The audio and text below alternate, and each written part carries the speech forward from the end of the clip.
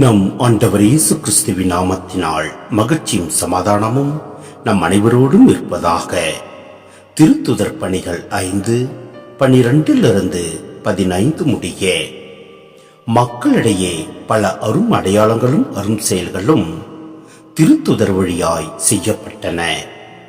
அனைவரும் சாலமோன் மண்டபத்தில் ஒரு மனத்தவராய் கூடி வந்தனர். மற்றவர் யாரும் இவர்களோடு சேர்ந்து கொள்ள துணியவில்லை.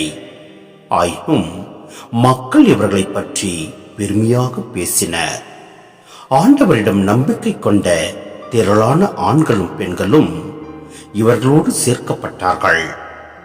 பேதுரு நடந்து செல்லும் போது அவர் நிழல் சிலர் மேலாவது படுமாறு மக்கள் உடல்நலமற்றோரை கட்டில்களிலும் படுக்கைகளிலும் கிடத்தி சுமந்து கொண்டு வந்து வீதிகளில் வைத்தார்கள்.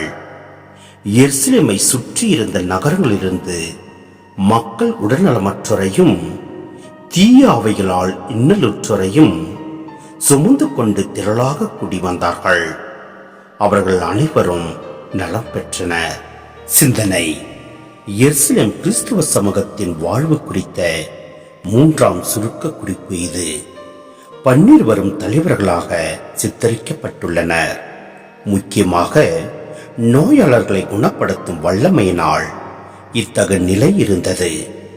பேதுருவின் நிழலால் அல்ல, கடவுளின் வல்லமை அவர் வழியாக செயலாற்றியதாலேயே நோயாளர் குணம் பெற்றனர். இந்த அற்புத குணமளித்தல் புதியவர்களை நம்பிக்கை கொள்ள வைத்தது. திருத்தூதர்களின் போதனையை உறுதி செய்தது. சிலுவையில் அறியப்பட்டு உயிர்த்தெழுந்த மெசியாவின் வல்லமை அவரை பின்பற்றுவோரில் செயல்பட்டதை வெளிப்படுத்தியது. எனவே நாம் ஆண்டவரில் நம்பிக்கை வைத்து செயல்படுவோம். சோதனைக்கு உள்ளாகின்ற போது நாம் சோர்ந்து போகாமல் துணிந்து நிற்போம். எல்லாம் வல்ல இறைவன் நம்மை நிறைவாய் ஆசீர்வதிப்பார். ஆமென்.